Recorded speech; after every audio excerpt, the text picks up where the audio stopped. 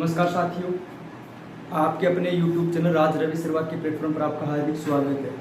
तो साथियों, हम बात कर रहे थे औसत को लेकर। औसत में हमने कुछ औसत क्या होता है, औसत का सूत्र क्या होता है, इसके बारे में हमने बात कर ली थी और इसी में कुछ क्वेश्चन भी कर लिए थे भैया। आज अपन जो औसत के बारे में कुछ आगे क्वेश्चन करते हैं। देखो, तो आज का पहला क्वेश्चन क्या है साथियों, देखो बहुत अच्छा क्वेश्चन है।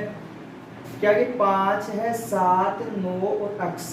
हमारे पास चार संख्याएं हैं, वो कौन कौन सी है? 5 है, 7, 9 और अक्स है। का समांतर माध्य 9 है, तो अक्स का मान ज्ञात कीजिए। तो साथियों, यहाँ पर हमें चार संख्या दी हैं और इन चारों संख्याओं का क्या दिया? समांतर माध्य दिया। इस बार हमें यहाँ पे अक्स की वैल्यू फाइंड आउट करनी है। देखो, सबसे पहले हम क्या करेंगे? उस समांतर माध्य की बात करें या फिर औसत की बात करें, यह एक मध्यमान होता है भाई। देखो, तो हम क्या पता है कि राशियों का योग बटे राशियों की संख्या बराबर हमारा क्या आता है? औसत आता है। इसी प्रकार हम क्या करेंगे? 5 + 7 + 9 + x बटा कि सभी संख्याओं का योग। कितनी संख्या हमारे पास? चार संख्या। इन चारों संख्याओं का क्या करेंगे? हम योग करेंगे।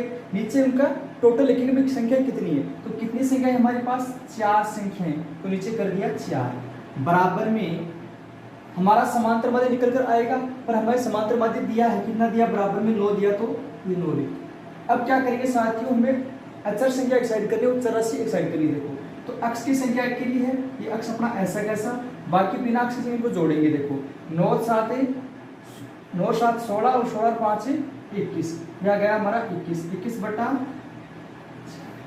बराबर में कितना? 9। हमें अक्स का मान ज्ञात करना है। किसका मान ज्ञात करना? अक्स का। जिसका मान ज्ञात करना उसको तो हम इधर रखेंगे, बाकी पूरा सिस्टम इधर लेके आ जाएंगे।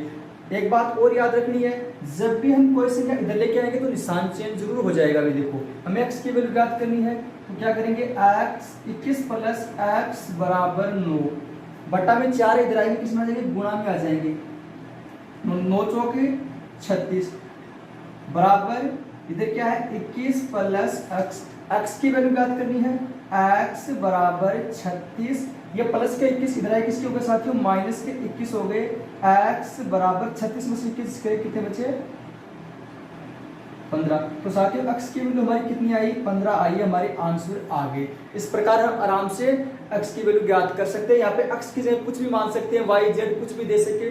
हमें मान पूछे तो कोई दिक्कत नहीं है, वही ऐसा काम करेंगे, सूत्र लगा देंगे। तो क्या होता है? राशियों का योग बटे राशियों की संख्या। राशियों की संख्या भाई, टोटल कितनी राशि, कौन कौन सी कितनी संख्याओं ने भाग लिया है, उनका योग कर देंगे और नीचे उनकी संख्या काउंटिंग मतलब कर देंगे और वो उनका भाग दे देंगे। हमारा क्वेश्चन निकल कर आ जाएगा। तो देखो, अगला क्वेश्चन के ऊपर बात कर लेते हैं। देखो क्या क्वेश्चन? यदि a b c d e हमें 5 संख्याएं दी हैं, पता नहीं वो संख्या कौन सी है। ये 5 क्रमिक संख्या क्या है? विषम है। कौन से साथियों? विषम संख्या है। इनका औसत हमें पूछा कि इनका औसत क्या होगा। तो हमें करना कुछ भी नहीं है। सबसे पहले देखो, सम है या विषम की बात कर रहा है, तो हमें बताया कि ये संख्या कौन सी साथियों? विषम संख्या है।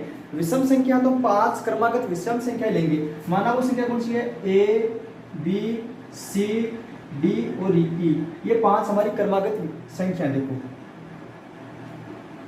अगर विषम की बात कह रहा है तो हम विषम संख्या ही ले लेंगे। देखो, पहली संख्या हमने मानी a, तो दूसरी विषम संख्या क्या मानेंगे? हम a + 2 मानेंगे, क्योंकि दो यहाँ पे a का मान कुछ भी रखेंगे तो यहाँ पे हमारी विषम संख्या निकल कर आएगी। इसी प्रकार करेंगे a + 2 के बाद 4।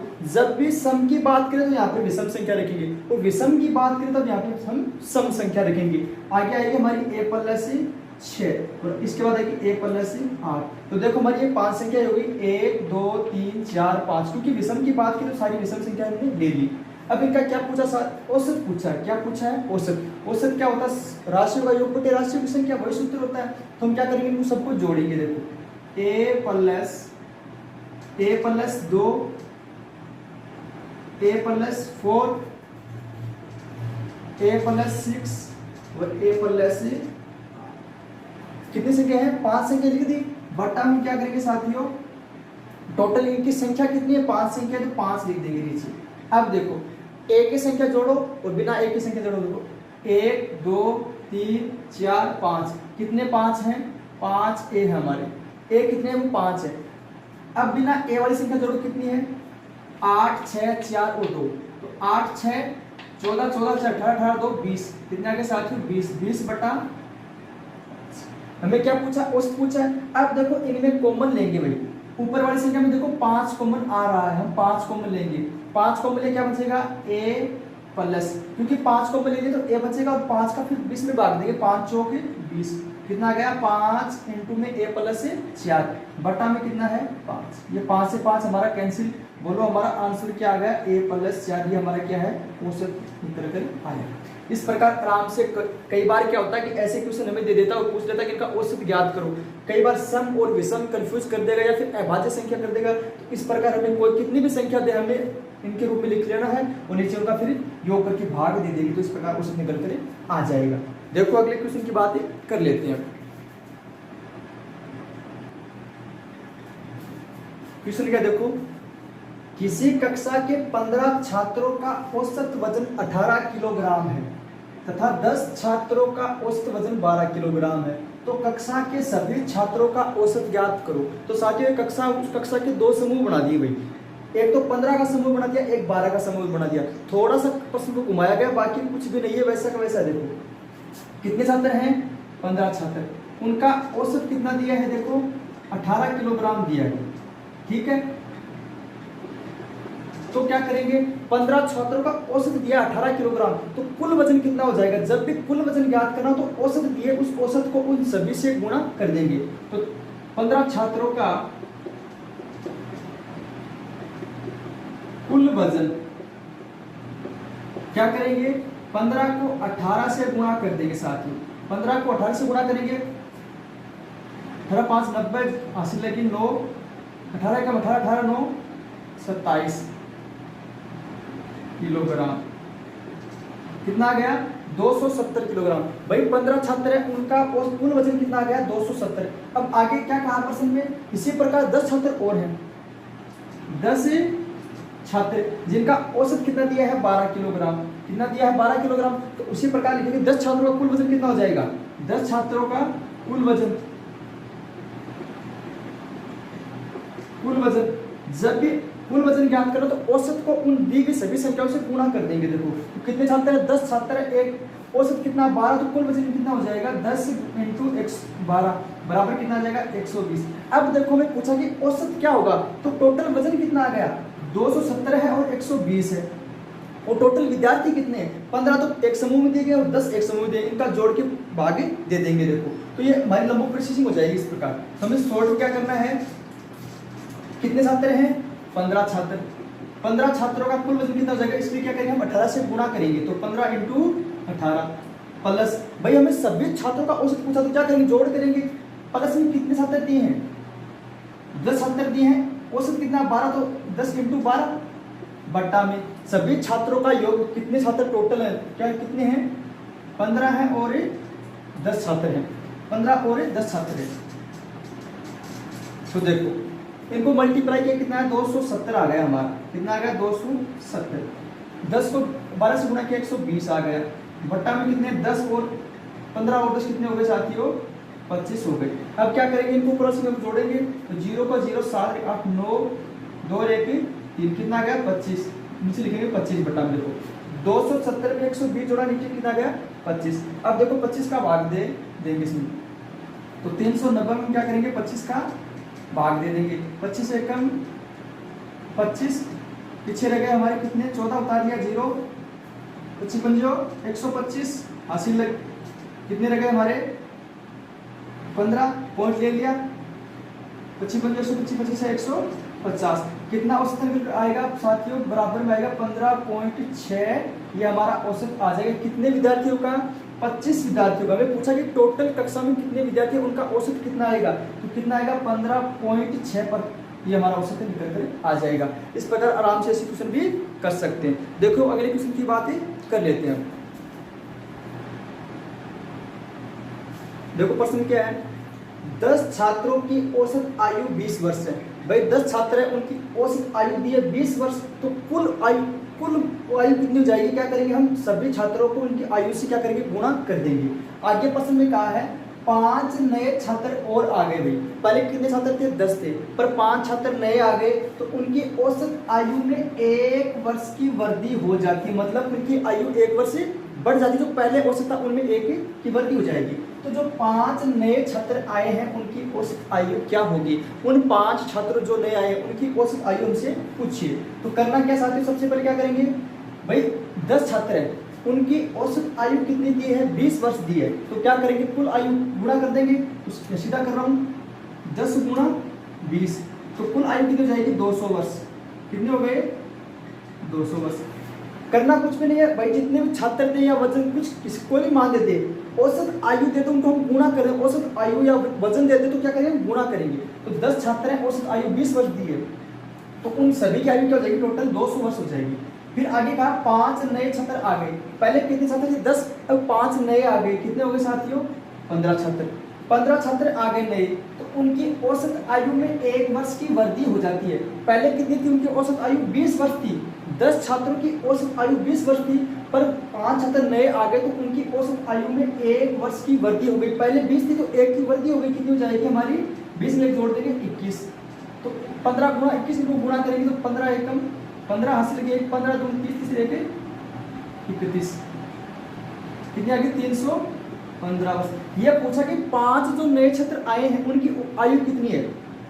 तो 5 नए छात्रों की आयु कितनी बढ़ी है? 10 छात्रों की कुल आयु कितनी थी? 200 वर्ष। 15 हो गई तब उनकी आयु कितनी हो गई? 315। मतलब कितनी बढ़ गई साथियों?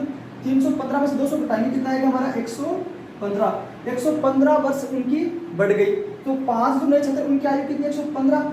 हमें क्या पूछा है? औसत पूछा है। औसत पूछा है। औसत बराबर राशि का योग। कितने छात्र हैं? 5 छात्र, उनकी आयु का योग कितना है? 115। 115 बट्टा राशियों का योग। कितनी राशि है वो? राशि का योग। राशि की संख्या कितनी संख्या है? कितने छात्र नए आए हैं? 5 छात्र। हम 5 का भाग दे देंगे। तो क्या करेंगे? 5 दूनी 10, हासिल लगे 1 5 दिए 15। तो साथियों उनकी औसत कितनी है? 23 वर्ष है। ये हमारी आंसर आ गए। तो 5 नए छात्रों की औसत आयु कितनी आई है? 23 वर्ष। इस प्रकार क्वेश्चन आराम से ऐसे भी कर सकते हैं। देखो अगले क्वेश्चन की बात कर लेते हैं।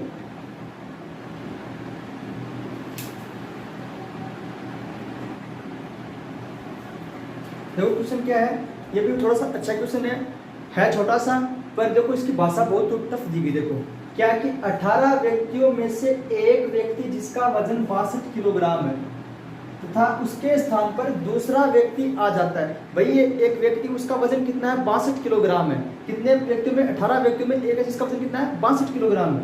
तो उसके स्थान पर दूसरा व्यक्ति आ जाता है तो उनके औसत भार में 500 ग्राम की वृद्धि हो जाती है। भाई एक नया व्यक्ति आता है तो उस टोटल वजन में कितनी वृद्धि हो जाती है? 500 ग्राम की।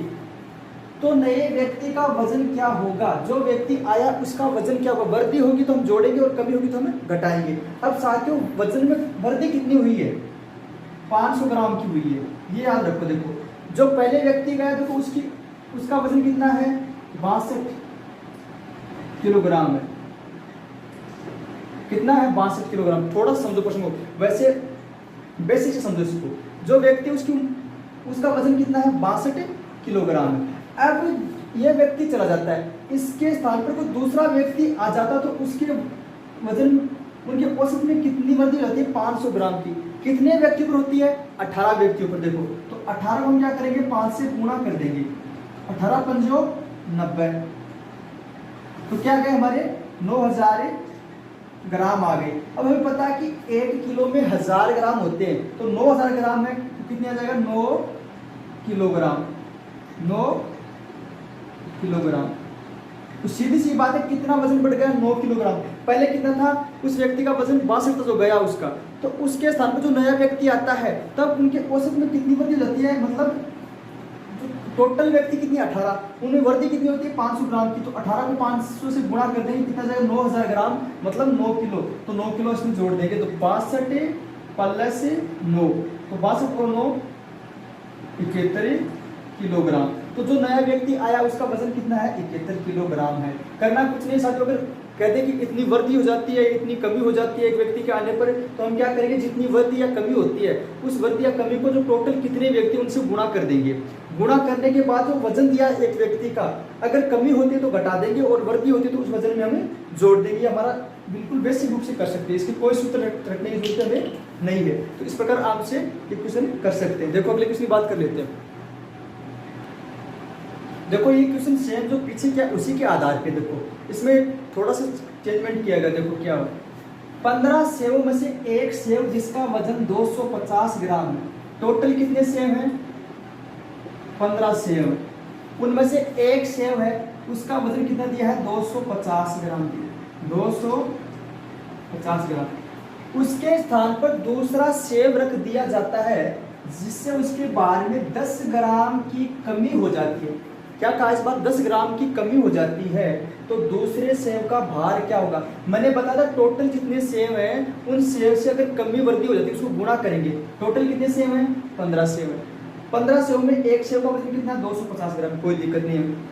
अब क्या है, उस सेव के स्थान पर दूसरा सेव रख दिया जाता है तो 10 ग्राम की कमी हो जाती है। तो 10 ग्राम की कमी हो जाती है, 15 सेव है तो टोटल कितनी कमी हो जाएगी, क्या करेंगे हम, 15 को क्या करेंगे, साथ में 10 से गुणा कर देंगे, कितना जाएगा, 150 ग्राम।